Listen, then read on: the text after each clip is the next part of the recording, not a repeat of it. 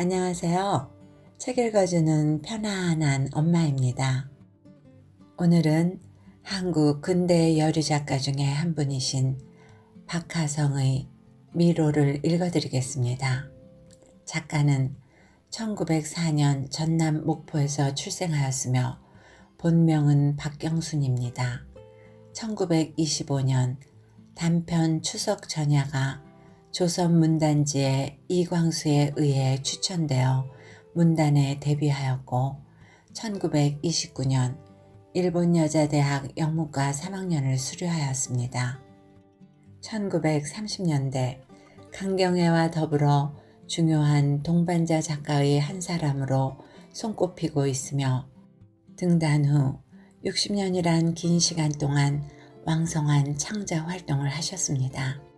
은관문화훈장, 대한민국 예술원 예술원상, 한국문학상을 수상하였으며 오늘 읽어드릴 단편 미로는 6.25의 상황을 중요한 작중 현실로 설정하고 그것을 당시의 상황이 아닌 30여 년이 지난 오늘의 시점에서 되돌아보는 형식으로 되어 있습니다. 저희 낭독과 함께하는 이 시간이 여러분의 바쁜 일상에 잠시 쉬어갈 수 있는 쉼표의 시간이 될 수 있기를 소망하며 구독과 좋아요를 눌러주시기 바랍니다. 미로 32번째의 6월 25일이 다가왔으니 국민 전체가 그 치욕적인 동란의 참사를 거울 삼아 일심동체의 애국정열로 나라의 만난을 극복하여 더더욱 국력을 증강하자고 신문에서나 TV의 화면에서 열심으로 호소하면서 그날의 참상까지를 보여주는 탓인지 요즘 안정선 여사는 밤마다 그 난리 꿈에서 허우적거리고 있었다. 어쩌면 그리도 생생하게 꼭 그때처럼 그 칠면조 반장의 행적이 역력하고 질서정연하게 재현되는 것일까? 아마도 골수에 사무쳐 박혀진 무엇인가가 해마다 그때만 되면 스르르 발동이 되어 꿈에서라도 한바탕 그 놀이를 해야만 직성이 풀리는 것이 아닐까 하고 안 여사는 생각해 보는데도 꿈을 깨고 나면 등짝은 홍건하게 땀에 젖어 있고 머릿속은 수세미같이 뒤엉켜 몸을 가눌 수가 없었다. 그렇건만 사흘밤을 연달아 그런 꿈에 부대끼고 나니 안 여사에겐 새삼 그에 대한 분노가 치밀어 올랐다. 무슨 좋은 일이었다고 내가 왜 꿈에서까지 그 지긋지긋한 악마를 만나야 한담. 무슨 좋지 않은 일이라도 내 신변에 상말로 재수 더럽게 옴붙은 게 아닐까? 이렇게 고상하지 못한 의욕마저가 안 여사를 괴롭히는 것이었다. 그 여반장네는 막다른 골목 일각 대문집에서 살고 있었다. 남편은 공무원이라는데 예쁘지도 밉지도 않은 얼굴이 퍽 젊어 보이지만 두 아들이 경기중학교 3학년과 2학년에 다니고 있다는 것으로 미루어 나이가 37살 안팎은 되리라고 안 여사는 짐작하고 있었다. 안 여사네와 격장에서는 격장이란 담 하나를 사이에 두고 이웃하는 것을 말합니다. 그 역시 공무원이라는 가장이 노모와 처자를 거느리고 살고 있었고 그의 격장 집이 바로 반장네 집이어서 서로가 집안에서 일어나는 사실들을 잘 알게 되어 있었다. 그런데 안 여사네 격장 집에서는 날마다 큰 소리가 그칠 날이 없이 늘 소란했고 그 소란은 고부간에 일어나는 싸움인데 언제나 젊은 여인의 쇳소리 같은 꾸지람이 풀풀 넘어오던 것이다. 아유, 그걸 하나 못 이겨요. 쇠덩이 같은 밥숟갈은 잘도 넘기면서. 노인이 무슨 그릇을 깨뜨렸는지 며느리 악쓰는 소리였고 또 무슨 음식이 없어졌는지 아니 그걸 애들이 먹었다고 애들이 누구처럼 걸신 들린 줄 알았나 봐. 내 참 별 꼬락서니를 다 본다니까 하는 아래 것들을 마구 닥달하듯이 야멸차게 내뱉는 반말짓거리의 욕설도 기탄 없이 들려올 뿐 아니라 그 며느리의 트집과 호령과 으름장의 내용은 늘 새로웠다. 그럴 때마다 안여사의 가정부인 가평댁은 자기의 일이나 된 듯이 안달안달했다. 아니 저걸 그래 그냥도 아들이 병신이니까 노모가 저 구박을 당하고 살지 하기도 하고, 아니 세상 천지에 저런 해괴망측한 여편네가 어디 또 있어. 하늘이 무섭지 않을까? 아휴 지질이 못난 병신 하면서 은근히 그 남편을 걸고 나섰다. 그러면 안여사는 그래도 가평댁만은 제 양심을 지니고 있는 사람이라고 평가하면서 슬그머니 딴청을 댔다. 워낙 세상 꼴이 그렇게 막 되어가는 걸 어떡하오. 그래도 낮에만 그러지 남편이 집에 있는 휴일이나 밤엔 정신 차려서 야료를 안 붙이니 그것만으로도 다행이지 뭐유. 아유 그러니까 더 얄밉죠. 속엔 여우를 안 치고 겉으로만 척 하면 뭐래요. 허긴 저도 시모님 시야를 떨어졌으니 할 말은 없지만서도요. 전 달라요. 우리 시모님께서 아직은 자신이 정정하니깐 살림 걱정은 말고 돈이나 벌으라고 하셔서 나선 거니까요. 전 댁에서 주신 돈 그대로 어머님 손에 꼭꼭 쥐어드렸으니까요. 아유, 제 자랑 같아서 죄송해요, 사모님. 아냐, 사실인걸. 1년 내내 겪어보면서 겉도 모를까. 앞으로 내내 변하지만 마루. 황공해요, 사모님. 가평댁은 그렇게 순순하게 수그러졌지만 가평댁보다도 몇 배나 더 붕괴하는 쪽은 여반장이었다. 안여사네는 들려오는 싸움 소리만으로도 노인보다는 며느리가 극악무도하다고 단정하고 있는데, 반장은 담 위에 올라서거나 아니면 뜰하게까지 들어가 현장을 목도했는지 극단적인 방안까지 세워가지고 안여사를 찾아왔다. 사모님, 무얼 어떻게 짐작했는지 반장은 처음 대할 때부터 안여사를 그렇게 불러왔다. 저걸 어떻게 처치하면 좋겠어요? 안여사는 대뜸 이렇게 나오는 반장의 질문에 아마도 집집의 대문 밖에 볼품없이 서 있는 쓰레기통을 말하는 것이려니 하고, 글쎄요, 그게 항상 말썽거리가 아닙니까? 여름이 되니까 쉬파리가 들끓어서 아닌 게 아니라 시청에 진정서라도 내야 할 판국인데 참 잘 생각하셨어요. 반장이시라 아무래도 다르시군요. 하고 평소에 없던 긴 대답을 했다. 아유, 그게 아니에요. 날마다 보시면서도 그러시네. 반장은 질겁해서 눈까지 흘기는 신용을 하며 바른 손을 쫙 펴들었다. 옆집에 패륜녀 말이에요. 보자 하니까 거의 익심해서 절대로 묵과할 수가 없어요. 익심하다는 갈수록 더하다는 뜻입니다. 애들 교육상에도 안 될 뿐 아니라 동네 체면을 봐서라도 용납할 수가 없어요. 그렇지만 남의 가정일이니. 남의 가정일이라뇨. 이렇게 되면 사회화되는 중대사가 되거든요. 아 글쎄, 저번에 며느리가 노인네 떨어 네가 어쩌고저쩌고 말을 놓더니 머리채에 손이 가려는 걸 내게 들키지 않았겠어요? 반장이 입에 거품을 물면서 설명하는 내용에 안여사 역시 치를 떨지 않을 수 없었던 것이다. 또 소란이 이런 날마다 일어나는 풍파련이 하고 그냥 지나치려는데 와지끈 그릇 깨지는 소음에 섞여 좀채로 없었던 노인네의 울음소리가 들려와서 반장이 무작정 대문을 차고 안으로 들어가니까 부엌에서 너 아니면 누가 먹어? 하는 며느리의 발악이 한창이더란다. 기웃이 들여다보니 노인네는 부엌 바닥에 쪼그리고 앉아 머리를 싸쥐고 울고 있고, 며느리는 소두에 걸터 앉아 살기 등등하게 막 손을 노인의 머리채에 대려던 순간인데, 부엌 바닥에는 앵두와 자두와 깨어진 자배기 조각 따위가 흥건한 물속에서 뒹굴어대고 덜어는 발에 짓밟혀 짓이겨져 있더라고. 아니 이게 웬일이오. 동네 부끄러운 줄도 알아야 할 게 아니야. 도련한 반장의 출연에 노인의 울음은 뚝 그쳤는데 며느리는 부엌에서 툭 튀어나와 마루에 몸을 걸치며 더 극악스럽게 아이고 내 팔자야. 허구한 날 이러고 어떻게 살아. 하면서 목을 놓아 통곡을 하더란다. 적반하장도 유분수지 이럴 수가 있을까. 어이가 없어 우두커니 서 있던 반장이 그래도 남의 집에 침입한 예의로라도 싸움의 원인을 물었더니 여인은 이때란 듯 신이 나서 심호의 흉어물을 털어놓더란다.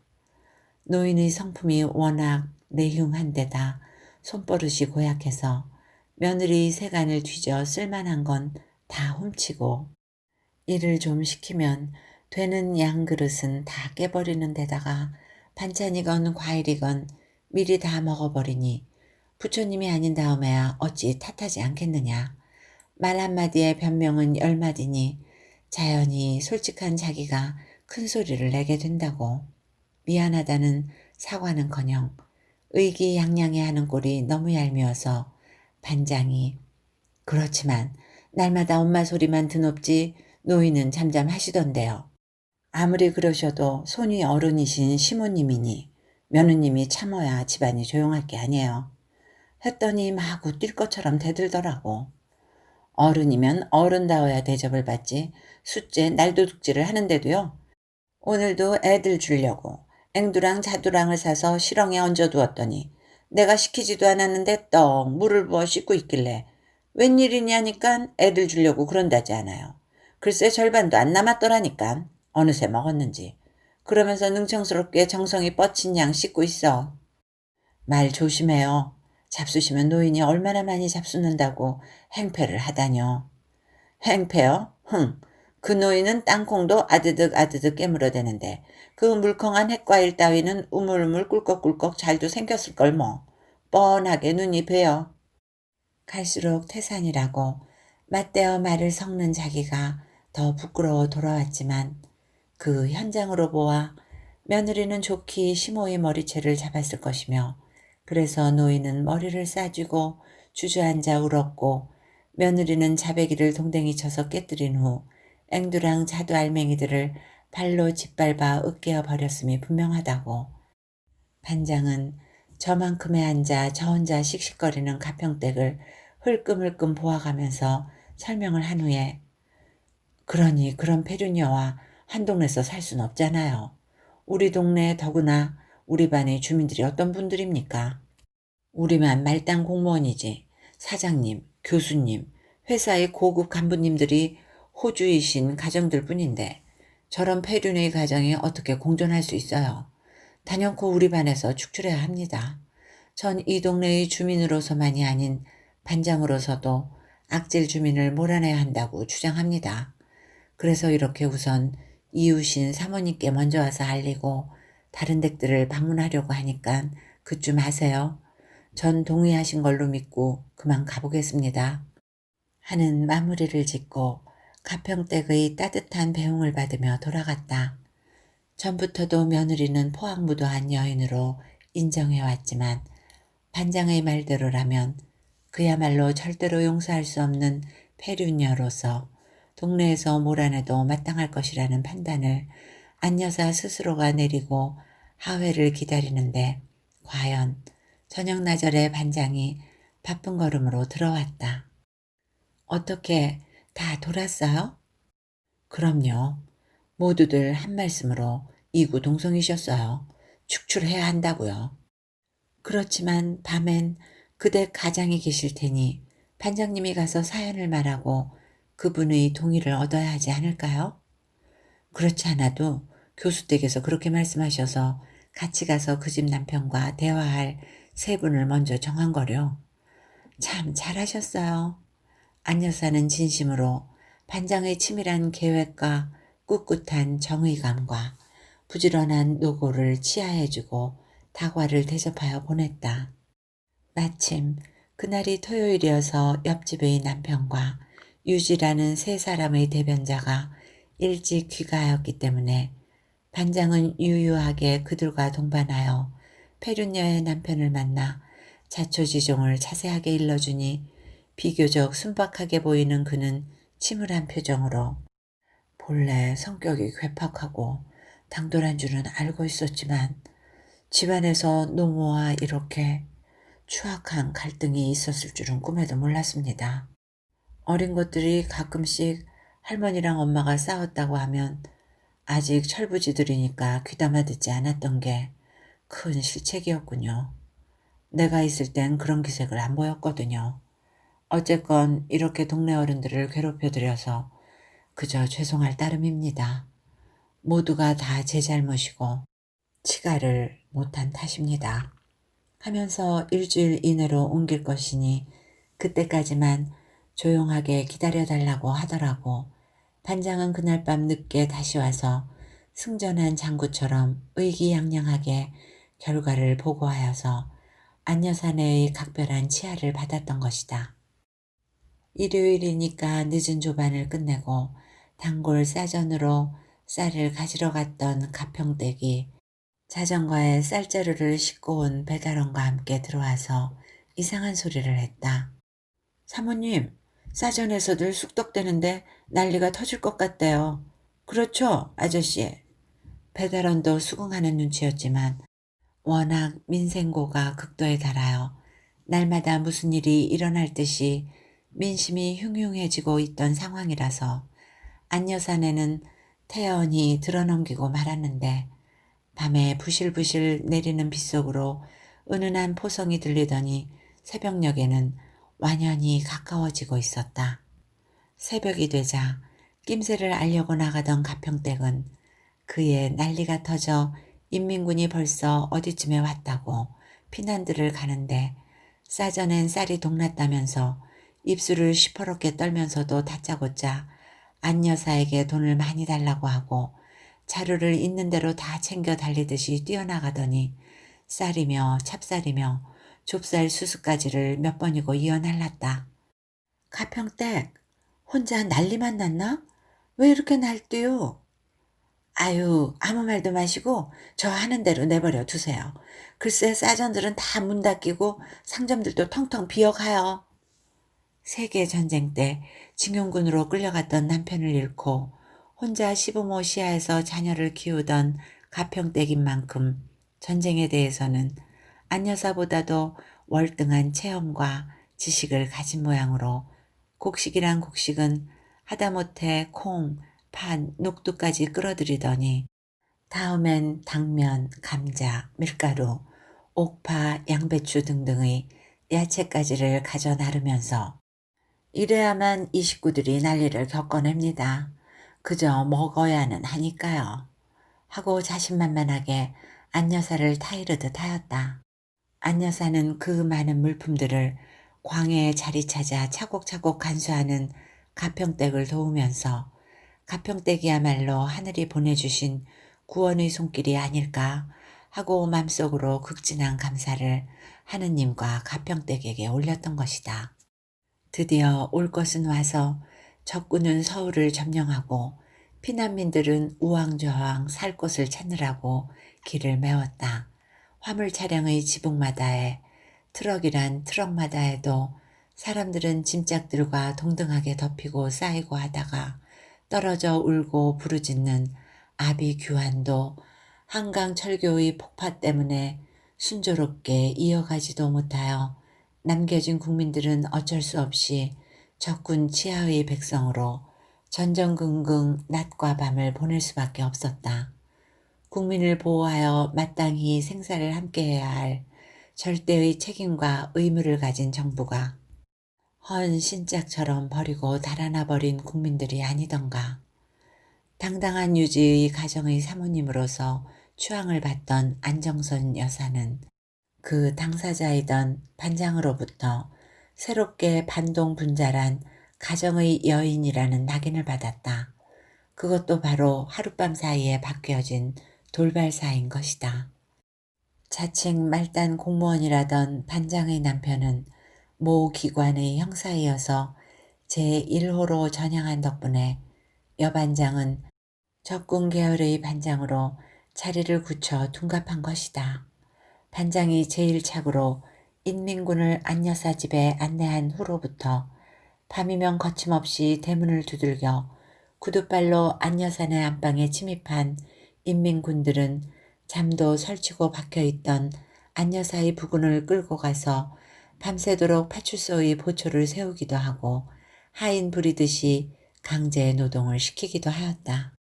그리고 그들이 밤마다 와서 가장을 끌어가면서는 장정이 아닌 대학생인 딸과 성년이 못된 두 아들을 못 데려가서 아쉬워하는 얼굴이 되어 공연히 트집을 잡기도 했다. 사장이라던가 고급 반동분자의 가정은 다르다니. 모두 사치만 일삼았으니 요꼴이 된 게 아니야.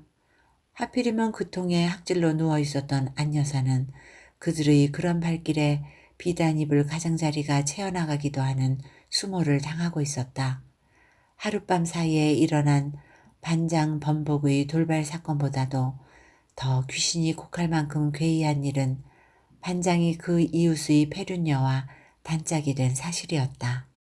일주일 내로 옮기겠다는 다짐을 받았다고 페륜녀 축출의 성공을 자랑하던 반장은 무슨 연유로 하여 그렇게나 저주하고 탐해하던 여인과 한속이 되었을까 하고 안여사는 곰곰 생각해 보았으나 의혹은 풀리지 않았다. 그 사건 이후로 남편이 아내를 깨우쳤음인가, 반장과 친하게 되어 반장의 감화를 받았음인가, 난리때라 넋이 나갔음인가. 어쨌건 날마다 소란을 피우던 옆집의 갑작스러운 평화가 얼마나 다행스러운지 차라리 잘됐다 싶었으나 가평댁의 속셈은 딴판이었다. 세상이 탈바꿈하더니만 인심조차 덩달아 뒤집혔는지 반장인가 뭔가 원 그렇게나 배신을 하다니. 그러고선 그 못된 여편네랑 한통속이 된 걸 보면 초록은 동색이라더니 반장인지 송장인지도 대천지 불효였을 거예요. 가평댁의 말에는 언제나 뼈대가 있었고 그 뼈대의 값을 하느라고 가평댁의 처신은 항상 당당했다. 그 증거는 난리통에서 확실하게 드러난 것이다. 난리가 터지자 가평댁은 은근히 시댁인 본가의 안부를 염려했다. 안여사는 가평댁이 훌쩍 떠나버릴까 조마조마 맘을 졸였으나 드디어 가평댁의 시동생이 나타났고 가평댁은 그렇게 되기를 바라고 있었던 모양이었다. 이제는 가평댁을 기어코 놓치는가 보다고 안여사는 지레 낙심을 하고 있는데 한동안 수군거리던 시동생은 점심 대접만 받고 떠나버렸다. 가자는 걸 못 떠난다고 했더니 그럼 다시 데리러 올 때까지 꾹 꼼짝 말고 사모님네 모시고 있으래요. 아이고 고마워라. 나중의 찬사는 안여사네 가족들의 합창이 되다 싶은 한마음이 감동적인 표시였던 것이다. 밤마다의 부대낌에 시달리다 못해 안여사의 부군인 윤 사장은 딸과 함께 삼청동에 거주하는 선배의 자택으로 아침마다 출동하면서 아내에게만 넌지시 일러두었다. 아무래도 피신처는 정 선생님 댁밖에 없을 듯 싶어 미리 다 연락해 두었으니 당신은 반장더러 부녀가 함께 과학자 동맹에 나간다고만 해요. 당신도 알다시피 그 댁만은 여러모로 무난할 거니까. 딸내는 그동안 그대가 아이들을 잘 지도해서 신세 갚을 셈 치고. 이렇게 하여서 부녀는 조석의 출퇴근을 가장하여 반장을 속이고 안여사는 병을 청탁하여 집에 있노라니 그 등살에 가평댁만이 못 견디어낼 만큼 한 순환의 대상이 되어 있었다. 가구마다에서 한 명씩이 나가 일해야 하니까 그때는 의뢰히 가평댁이 도맡아서 종일 몇십 리 밖에 나가 길을 만드는 자벽도 하고 밤새워 군대 일을 돕는다고 노량진이나 영등포에 가서 힘에 겨운 노동을 해야 하니 밤늦게나 새벽녘에 돌아올 때는 이미 초죽음이 되어 있었던 것이다. 가평댁은 팔다리를 가누지 못하게 지쳐 있으면서도 안여사가 정성껏 지어놓은 밥을 먹을 때마다 한마디씩 하였다. 사모님 죄송해요. 병약한 사모님이 밥을 지으셔야 하다뇨. 사모님, 제 도시락이 1등이었어요. 그러다가는 벼랑간 눈에 불을 켜면서 가평댁은 씩씩거렸다. 저 벼락 맞아 죽을 반장년 좀 보세요. 아 글쎄 젊은 년은 어디다 써먹자고 노인을 공출 내보내요? 그게 무슨 소리야? 옆집 노인 말이에요. 번번이 노인이 나와서 질질 맨다니까요. 한두 번이 아니라 낮에나 밤에나 번번이 말이에요. 너무하는군. 두 년이 짜고설랑 은근히 노인을 죽게 만드는 게 아니겠어요? 모두가 반장년의 모사지 뭐겠어요. 가평댁은 막말을 써가며 무슨 비밀한 덕을 보길래 반장이 그 폐륜녀를 그처럼 감싸고 두둔하는지 모르겠다고 절치 부심했던 것이다. 치욕과 고난의 날마다는 그렇게 흘러 7월도 8월도 어느덧 지나가고 9월 초순이 되어서야 윤 사장 내외는 어찌어찌 그들의 사업장인 고향으로 가볼 수 있는 통행증을 얻어 몇백 리 길을 걸어서 가기로 작정하였다. 그래도 보행할 능력이 있는 두 아들은 동행하되 생사를 거는 위험한 피난길이어서 관연하고 약질인 딸은 가평댁에게 맡기고 네 가족만 떠났던 것이다. 밤새도록 울어 눈을 못 뜨는 딸만을 남기고 가평댁과 마포나루까지 걸어와 간신히 배를 얻어 타고 한강을 건넌 안여사네는 고생고생 10여일을 걸어서 고향에까지 무사히는 돌아왔다. 그러나 이미 사업장은 적군이 차지하고 가옥만이 서 있을 뿐 값나가는 모든 것과 의류, 피륙, 서적할 것 없이 싹 쓸어 가져갔기 때문에 우선 사경을 헤매어 귀향한 이 가족들은 갈아입을 의복이나 덮고 잘 금침 모기장까지 홍수로 씻은 듯이 다 잃고 말았다. 전날의 직원들, 부하들까지가 제정신이 아닌 딴 세상의 사람들에 섞여 목숨만이 붙어있는 상태에서 9.28의 수도 탈환의 소식을 들은 안 여사는 그렇지 않아도 밤낮으로 잊지 못하는 딸의 안위가 도리어 걱정이 되어서 미칠 지경으로 정신이 혼란해졌다. 가평댁의 의리와 꿋꿋한 성격으로 어련히 잘 보호하리오마는 반장이라는 유물이 또 무슨 가학을 했을까 싶어 내 가족은 조석으로 예배를 드리며 오직 하느님께 간절히 딸의 구원을 간구하였을 뿐 교통이 단절된 현실에서 날아가는 새가 못됨을 절절히 한탄만 하고 있었다. 윤 사장이 날마다 나가서 수소문하고 다니더니 11월 중에 서울에 가는 선편이 있다는 말을 듣고 극구 주선하여 그는 딸을 데리러 인천행 배에 올랐다. 안정선 여사는 이제는 위태로운 백길로 떠난 남편의 무사 도착까지를 합쳐 총각도 잊지 않고 연불처럼 빌고 또 빌며 부녀의 귀환을 기다리고 있었다.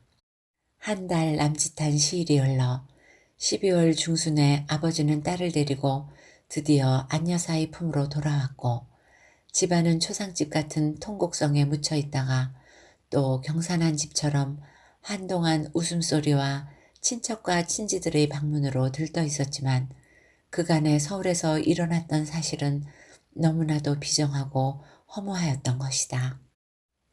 수도 탈환이 되자 인민군 반장이던 여인은 구미호인 양 또 한 번 둔갑을 하여 전의 위치로 되돌아가서 또 반장이 되더니 이번에도 국군을 제1착으로 안여사의 집으로 데리고 왔더라는 것이다. 이 집은 아주 열성분자였어요. 아침부터 어둘 때까지 각각 동맹에 나가서 얼마나 열심으로 일했다고요. 저 처녀는 뭘 했는데 물론 저 색시도 열성분자죠. 이런 문답으로 며칠을 내왕하더니 반장 남편의 근무처라는 경무대 경찰서에서 딸을 잡아간 후 난데없는 경찰관이 집을 점령하더니 그 첩이 안방을 차지하여서 다락이며 장롱 속을 맘대로 뒤져 값진 보석류와 폐물들과 중요한 서류 등을 보관한 트렁크를 송두리째 가져가고 갖가지 장신구와 의복들과 비단 금침까지를 모조리 털어갔다는 것이다.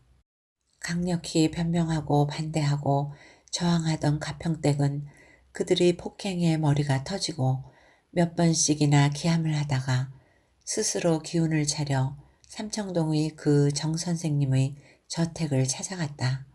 상당한 지위에 있는 그들은 윤 사장의 내력과 적치하에서의 행적을 경무대 경찰서장과 그 간부들에게 자세히 설명하고 그의 딸인 윤양이 얼마나 열심으로 자기들의 자녀를 교육시켰는가를 정확히 증명하여서 체포된 지 2주일 만에 석방이 되었다는 것이다.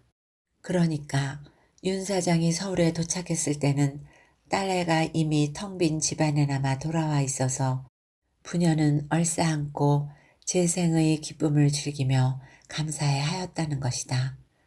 딸애마저 없는 빈집을 그냥 버리고 떠날 수 없어 가평댁의 시동생을 데려와 서울집에 함께 있게 했다는 남편의 보고에 안 여사는 만족해하면서 삼청동 댁과 가평댁에 대한 보은의 길을 두고두고 생각하기로 하였다. 아무리 인간의 선과 악이 적나라하게 노출되는 난리 중의 일이지만 3번씩이나 둔갑하여 악한 일만 자행하던 반장과 미천하다고 할 만한 농촌 출신의 가평댁이 비록 한 가정을 끝내 의리로 지켜주었다는 것은 작은 일이기는 할망정 도의적으로 평가는 하늘과 땅의 차이만큼 또한 백과 흙의 구별만큼이나 크고 밝게 나타나는 점에서 안 여사는 인생의 무상함을 뼈아프게 느꼈던 것이다. 서울과 고향에서 그들이 가졌던 모든 것을 다 잃고 완전 빈손이 되어 있었던 윤 사장네는 난리가 평정된 후에 과거에 뿌렸던 만큼의 신망과 노력과 근면의 씨앗으로 연유한 성과와 수확을 되찾았을 뿐 아니라 재출발에서도 노력과 근면으로 일관하여 떳떳한 인생을 살고 있는 중인 것이다. 32년 전의 일인데도 그처럼 생생하고 질서정연하게 꿈에서 재현되는 것은 안 여사의 짐작대로 아마도 골수에 사무쳐 박혀진 그 무엇인가가 발동되는 탓일 것이라고 전례대로 묻어버리겠지만 이번에는 연거푸 사흘밤이나 그 꿈에 시달렸던 까닭에 막연한 불안감을 떨치지 못하는 것이다. 완전 수복 후 서울집에 돌아왔을 때 반장네는 남편이 영전이 되어 그 막다른 골목의 일각 대문집에서 떠나버렸다니 경기중학의 2, 3학년생이던 아들들도 지금쯤은 다 성장하여 슬아의 극진한 재미를 누리고 살 터인데 그 세련되지 못한 궁티가 흐르는 그때의 모습 그대로 해마다 한 번씩 자기 꿈에 나타나는 악몽이라면 악몽일 수 있는 그 여인의 재현을 어떻게 하면 막을 수 있을까? 폐륜녀라고 축출을 당할 뻔했던 그 여인네도 난리 속에서 강제 공출 노동에 골병이 들었던지 시모인 노인네가 수도 탈한 직후에 급작히 작고하자 어찌나 서럽게 통곡을 하고 제가 죽일년이었다고 땅을 치면서 넋두리를 했으며 장례도 호화롭게 치러 겨우 동네의 멸시를 면하고 살다가 반장내와 전우하여서 이사를 했다는 가평댁의 보고였던 것이다. 안 여사네는 그때 그런 형편에 이르지 못했으면서도 정선생 댁에 정중한 사례를 했고 가평댁의 시동생에게는 미국상을 차려주어 평생토록 가평댁의 가족들을 부양하도록 배려하여서 이날까지도 친형제 같은 정리를 계속해 오는 것이다. 특별히 가평댁은 자기와 동고동락하던 안 여사의 딸에게 있는 대로의 정과 사랑을 쏟았다. 딸의 결혼식에는 안 여사 집에서 묵어가며 진일 마른 일을 다 해냈고 그 딸의 해산 때는 그 집에서 산후 회복이 될 때까지 온갖 시중을 다 들었던 것이다. 요새 가평댁에게는 신나는 일이 생겼다. 안 여사의 사위가 유명회사의 전무이어서 가평댁이 전무댁이라고 떠받드는 딸아이 장녀가 이번에 미국에서 귀국하여 약혼식을 한다는 것이다. 아유 학생이 아니 아기씨가 아니 전무댁이 어느새 사위를 맞는다니 세월도 빨라라. 그때가 어제 같건만. 가평댁은 신나서 좋아하다가도 가끔씩 이런 푸념을 하면서 추연해지는 것이다.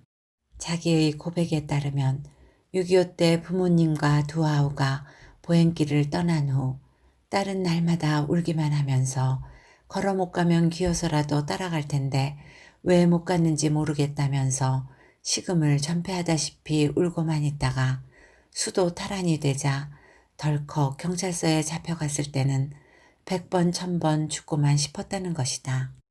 부모님도 안 계신데 출가 전 처녀가 부역자로 잡혀가다뇨.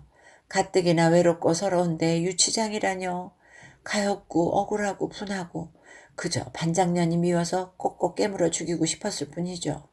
게다가 집안엔 날강도들이 닥쳐서 알맹이 쏙 빼다 털어갔죠.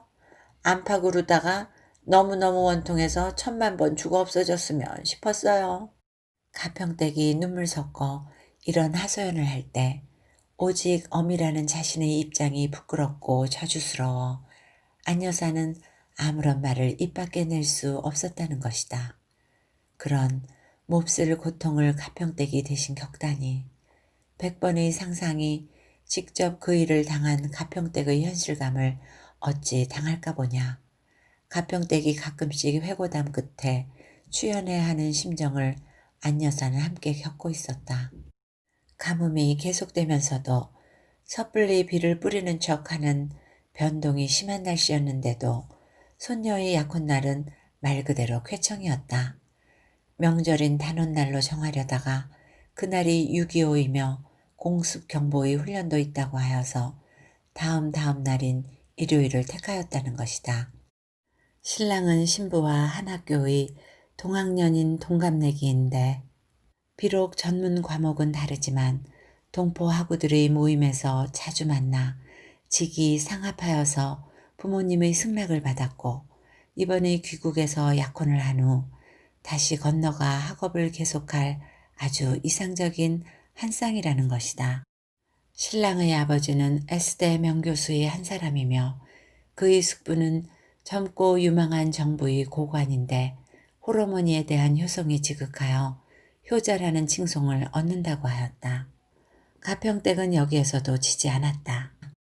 신랑댁 가문 자랑이 대단하지만 뭐가 여기 꿀릴 게 있어야지. 전통 있는 가버리신 조부모님의 부모님인 전무댁 내외부는 말할 것도 없고 두 분 외삼촌님이 한 분은 법관에 한 분은 교수에 처남들까지가 인류대학의 학생들인 이 혁혁한 가문은 어쩌고요? 아니 누가 뭐랬어. 60이 넘어가지고도 가평댁은 여전히 입이 너무 바르게만 째졌으니 겉도 걱정이야. 안 여사는 이렇게 대꾸하며 웃고 말았지만 속으로는 은근히 동의하고 있었다. 장소는 어느 호텔의 최고층 넓은 홀이며 참석할 가족들이 신랑 신부 측 합하여 18명쯤이나 된다니 꽤 번거롭겠다고 사람 기피증이 심한 안 여사는 지레 신경을 쓰고 있었다. 유감이라면 외조부님인 윤 사장이 숙환으로 불참하는 일이지만 그쪽에도 조모님 한 분만이라니 무방하다고들 하였다. 시간은 12시 반이라는데 신랑 측에서는 벌써 당도하였는지 박전무 내외와 두 아들 내외와 손자들을 앞에 보내고 굳이 따라오겠다고만 하여서 동행한 가평댁의 부축으로 홀 근처에 오니까 떠들썩하는 얘기 소리가 안 여사의 귀에 왕왕 울려왔다. 정부 고관의 행차인 낌새를 알아챘는지 지배인인 듯 싶은 장년 신사가 경의를 보이러 온 모양으로 안 여사가 조심스럽게 들여다볼 때는 남자들은 악수를 교환하며 떠들고 있었고 앞서 들어간 딸이 신랑 측의 여인들에게 인사를 치르고 있었다. 아유머나. 안 여사보다도 먼저 기웃거리던 가평댁이 그 빠른 눈으로 무엇을 보았는지 질겁을 하면서 바르르 떨리는 말소리로 사모님, 저 할머니 좀 똑똑히 보세요. 하고 활짝 웃고 있는 노인을 가리켜 보았다. 눈에 익은 듯 하여서 자세히 바라보던 안 여사는 미처 놀라는 소리도 내지 못한 채 발을 획 돌렸다. 갑자기 가슴에서 쿵쿵 소리가 나고 눈앞이 아찔거리면서 팔다리가 한꺼번에 부들부들 떨려 걸음을 옮길 수가 없었다. 가평댁이 재빨리 안 여사를 붙잡아 걸리면서 역시 떨리는 소리로 이게 어찌 된 일이죠? 하다가 하나님도 무심하시지.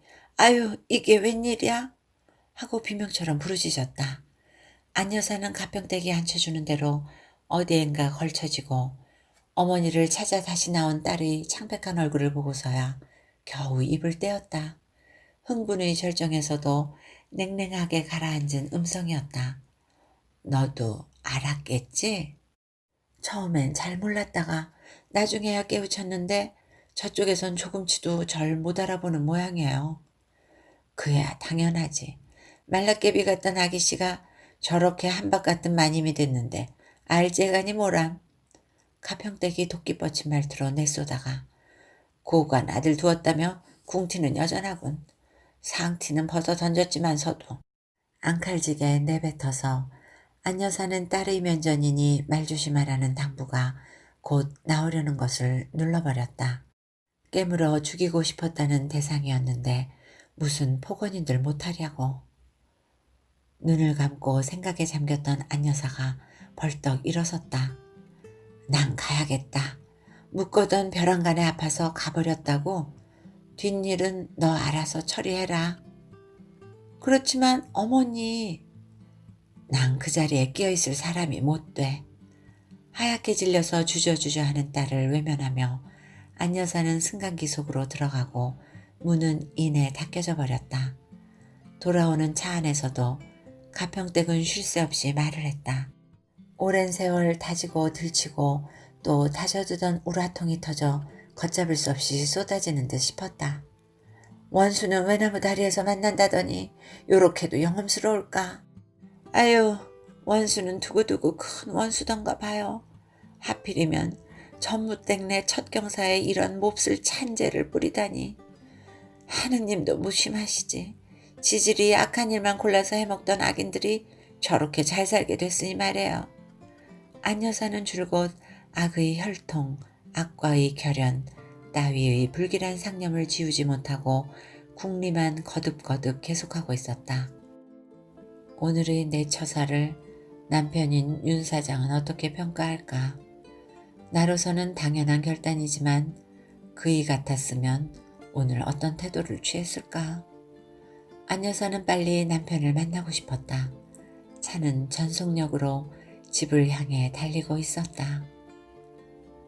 이야기는 여기까지입니다.